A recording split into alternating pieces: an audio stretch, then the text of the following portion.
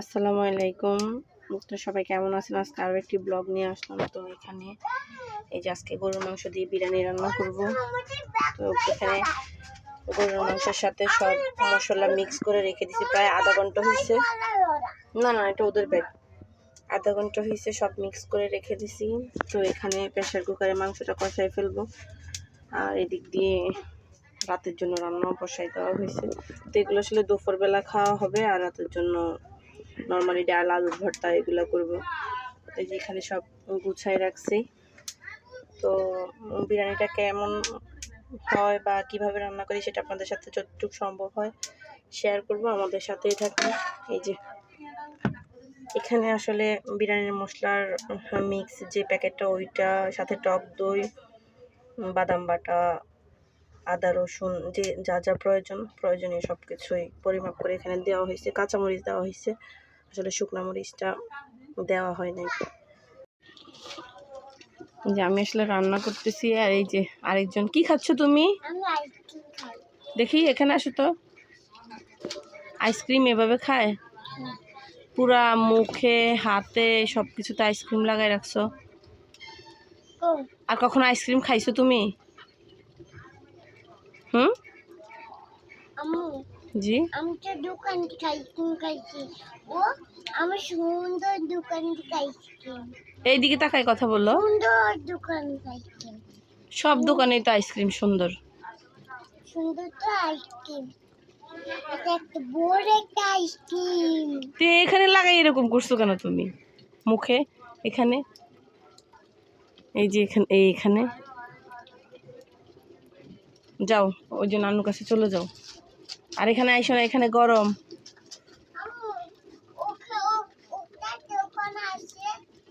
যাও তুমি পাখার নিচে যাও, আমি রান্না করি। ওর জ্বালা আসলে রান্না বান্না করা সম্ভব হয় না, একটু পর পরে আইসা অনেক জ্বালাইতেছে। এই যে এখানে তেলের মধ্যে পেঁয়াজটা দিয়ে দিতেছি। পেঁয়াজটা ভাজা হয়ে গেলে মাংসটা দিয়ে দিব, যেহেতু তেলের মধ্যে আর কোনো মশলা দেওয়া হবে না, কারণ মাংসের মধ্যে সব মশলাগুলো একসাথে মিক্স করাই রেখে রাখছিলাম, তো তখন করে এই জন্য আর দেওয়া হবে না ওইরকমভাবে কোনো মশলা। তো প্রেসার কুকারে দিয়ে দিছি মাংসটা। তোমাকে দেখাবো কেন? যাও যাও যাও যাও। এই যে এখানে পেঁয়াজটা একদম ভাজা ভাজা হয়ে গেছে, তো এর মধ্যে এখন গরুর মাংসটা দিয়ে দিব।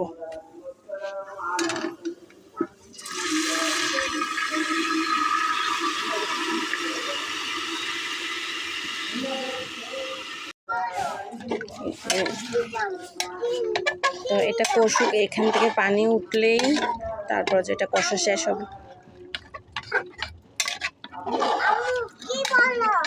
কি আম্মু? এটা নিয়ে যেতে বলছি তোমাকে। পানি বের হয়ে ওই পানিটা আবার শুকিয়ে গেলে তার মধ্যে আবার অন্য পাতিলে পোলাও চালটা দিয়ে দিব। ওইটা চালটা আসলে ধুয়ে রাখছি পানি ঝরার জন্য, তো এই পাতিলে যেহেতু চালটা আটবে না, সেহেতু অন্য আরেকটা পাতিলে আর কি বসাই দিব চালটা আলাদা করে। এই যে মাংসটা হয়ে গেছে, যেহেতু প্রেসার কুকার এখন সিজ দিয়ে দিচ্ছে, এখন এটা উঠাই ফেলবো। আর এখানে এই যে পোলাও চাল বসাই দেবো বিরিয়ানির জন্য। তেলের মধ্যে লং, এলাচি, দারচিনি, তেজপাতা দিয়ে দিচ্ছি। তো এরপরে পেঁয়াজ কুচিটা দিয়ে দিব। যে পেঁয়াজটা ভাজা ভাজা হয়ে গেছে, তোর মধ্যে এখন পোলাও চালটা দিয়ে দিব।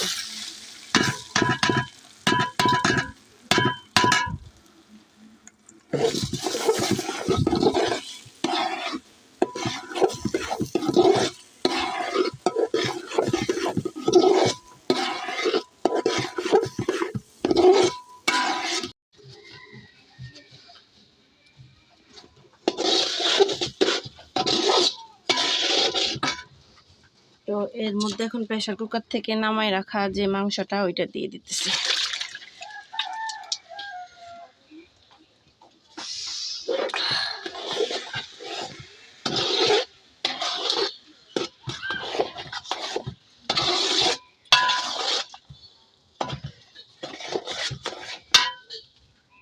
আর এখানে দুধের গুঁড়িটা মিক্স করে রাখছি গাঢ় করে, এটাও দিয়ে দিব পানির সাথে।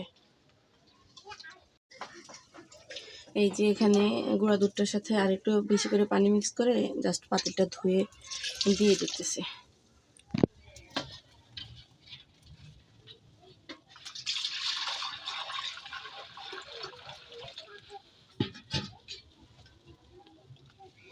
এখন পরিমাণ মতো পানি দিয়ে দিব।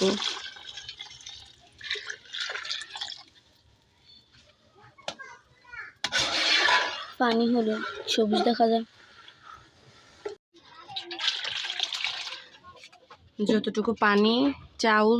যতটুকু চাল তার দ্বিগুণ পানি দিয়ে দিতে হবে। এখন কিছুক্ষণ জাল দিয়ে দমে রেখে দিব, তারপর আপনাদের সাথে শেয়ার করব রান্নাটা কেমন হয়েছে সেটা দেখবেন। এই যে বিরিয়ানির ফাইনাল লুক, মাশাআল্লাহ।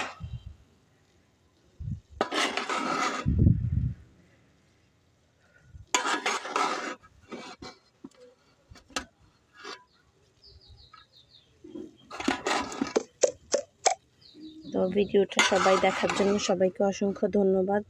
আর যাদের আমার ব্লগটা ভালো লাগে বা আমার ভিডিওগুলো ভালো লাগে, তো তারা অবশ্যই আমার চ্যানেলটা সাবস্ক্রাইব করবেন আর আমার পাশে থাকবেন।